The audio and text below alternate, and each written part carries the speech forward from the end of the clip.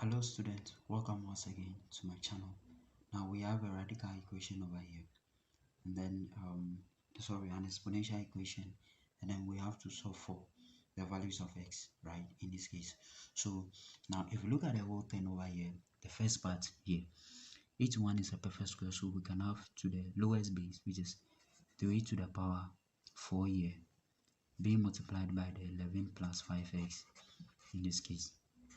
And then with this, let's keep the base 9 here, the same here, and then 7 to 9 is basically when we have 9 to the power 3, 9 to the power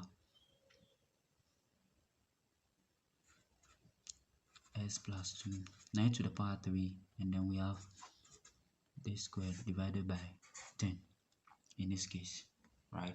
So from here, what we are going to do is to further expand this.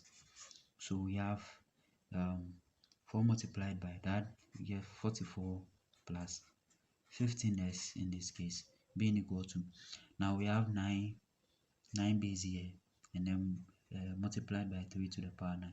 So what we can do is to factorize 9 to the power 3s plus 6 here out, and then when we factorize it out, we have 1 plus, what we are left with is just 3 to the power squared divided by 10, right?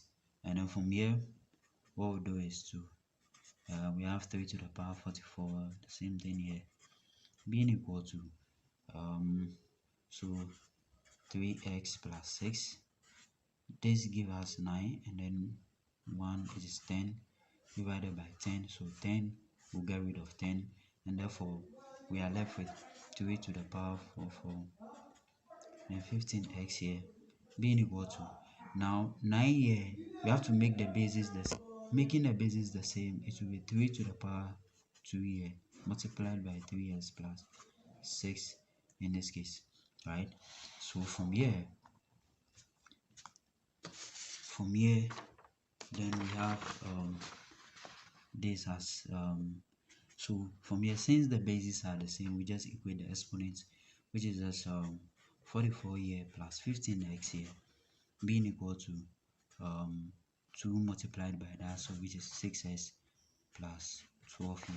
So from here we can find x, so we have 44 here minus 12 here, being equal to 6s minus 15x, and therefore 44 minus 12 here is just 28, being equal to 6 minus 15 here is just negative 14.